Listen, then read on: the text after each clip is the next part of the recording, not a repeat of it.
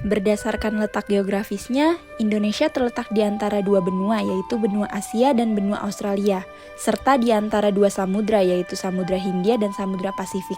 Indonesia memiliki total luas sekitar 5.193.250 km persegi, yang mana mencakup daerah daratan juga lautan. Dengan jumlah pulau yang dimilikinya ada sebanyak 17.508 pulau, Indonesia menempati posisi keempat negara dengan total penduduk terbanyak di dunia berdasarkan catatan dari World Population Review dengan total 279.390.258 jiwa pada tahun 2024.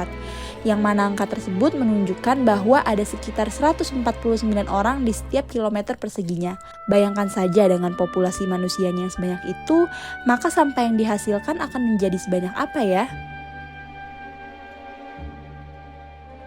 Berdasarkan laporan dari Badan Pusat Statistik pada tahun 2021, Indonesia menghasilkan setidaknya 66 juta ton sampah plastik setiap tahunnya. Sedangkan menurut data Program Lingkungan PBB tahun 2021, sampah organik yang dihasilkan Indonesia jumlahnya mencapai 20,93 juta ton per tahunnya. Data tersebut kemudian menjadikan Indonesia sebagai negara penghasil sampah organik tertinggi di Asia Tenggara. Kita akan lihat sama-sama di sini bagaimana Indonesia saat ini darurat sampah. Ada beberapa hal yang akan kita bahas. Yang pertama dari komposisi sampah sendiri. Ada beberapa hal komposisi sampah berdasarkan dari jenisnya. Yang pertama paling banyak di sini adalah sisa makanan 40,7% dan juga diikuti oleh sampah kayu, ranting, dan daun dengan 13,3%. Serta ada kertas, karton, ini totalnya 11,1%. Dan terakhir sampah-sampah lainnya ada totalnya 34,9%. Sampah bisa berasal dari berbagai sumber, baik itu berasal dari aktivitas manusia maupun murni dari alam. Namun secara umum, sumber-sumber utama sampah meliputi diantaranya sampah rumah tangga seperti sisa makanan, kemasan plastik, kertas bekas, dan barang-barang yang tidak terpakai lagi. Lalu ada sampah komersial dan industri seperti sampah yang dihasilkan oleh pasar, restoran, toko-toko, serta dari industri-industri yang menghasilkan limbah seperti pabrik.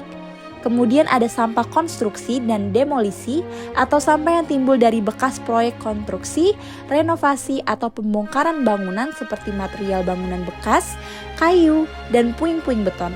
Dan sampah-sampah tersebut apabila tidak dibuang pada tempatnya serta tidak dikelola dengan baik, maka dapat menciptakan penumpukan sampah yang pastinya akan berdampak buruk bagi kelangsungan hidup manusia dan juga alam.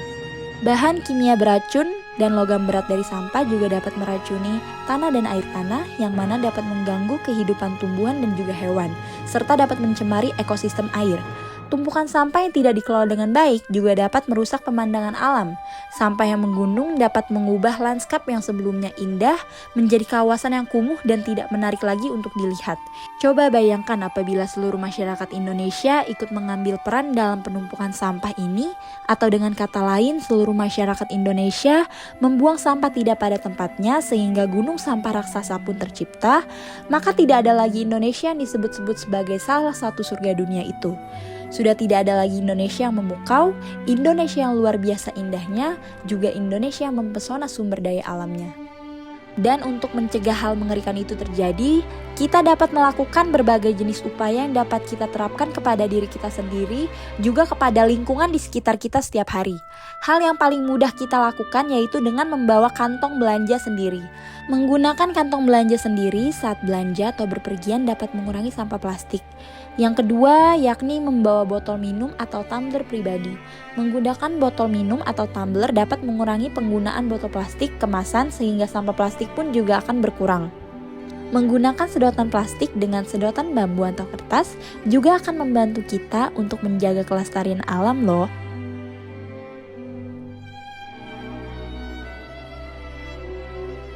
Manusia adalah bagian dari ekosistem yang paling besar dan aktivitas manusialah yang memiliki dampak yang paling signifikan pada lingkungan alam.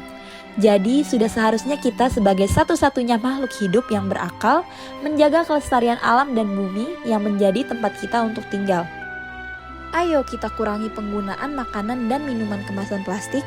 Ayo kita mengorganisir sampah kita dengan baik, seperti memilah-milah sampah kita terlebih dahulu sebelum dibuang ke tempat pembuangan akhir. Karena sekecil apapun hal yang kita lakukan dalam upaya mencegah sampah agar tidak menumpuk sangatlah berarti. Satu sampah yang kita buang ke tempatnya akan menyelamatkan bumi. Jadi ayolah kita jaga lingkungan kita agar tetap bersih, karena dengan menjaga kebersihan kita turut membantu menyeimbangkan ekosistem alam.